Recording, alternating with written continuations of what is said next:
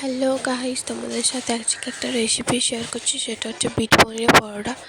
প্রথমে বিটটাকে ভালো করে ঘষে নিতে হবে। তারপরে ময়দার মধ্যে নুন, চিনি, খাবার সোডা দিয়ে, তেল দিয়ে, গরম জল দিয়ে ভালো করে মেখে নিতে হবে। আর একদিকে আমি পেঁয়াজ ঘষছিলাম, সেটাও একটু কড়ার মধ্যে নাড়াচাড়া করতে হবে। কড়ার মধ্যে তেল দিয়ে তেলটা একটু গরম হয়ে গেলে পেঁয়াজগুলো দিয়ে দিতে হবে। পেঁয়াজটা একটু লাল লাল পেঁয়াজটা দিয়ে দিচ্ছে। পেঁয়াজটা একটু লাল লাল হয়ে গেলে তারপরে বিট খোসাটা দিয়ে দিতে হবে।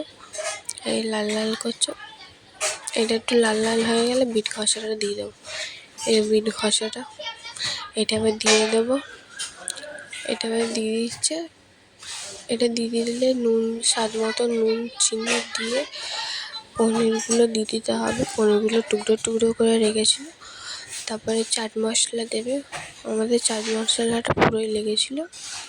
তারপরে চাট মশলা দিয়ে তারপরে 2 চামচ ঝাল লঙ্কা গুঁড়ো দিতে হবে। ঝাল লঙ্কা গুঁড়ো দিয়ে তারপরে গোলমরিচের গুঁড়ো দিয়েছিলো স্বাদ মতো। গোলমরিচের গুঁড়োটা দিয়ে গোলমরিচ গুঁড়োটা দিচ্ছে, নাড়িয়ে ছাড়িয়ে 2বার দিয়েছে গোলমরিচের গুঁড়ো, নাড়াচ্ছে। নাড়িয়ে ছাড়িয়ে এই যে পুরটা তৈরি হয়ে গেছে। পুরটা এদিকে ময়দাটাও মাখা হয়ে গেছে অলরেডি। আমার মা লেচি কাটছে।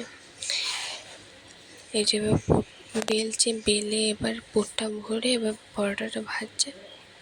এই যে রেডি পরোটাটা। দারুণ হয়েছিল। আরও বৃষ্টি বৃষ্টি ওয়েদারটা এত দারুণ লাগছিলো। আমরা একটা ঝাল সস দিয়ে খেয়েছিলাম। আমরা এখন খাচ্ছি।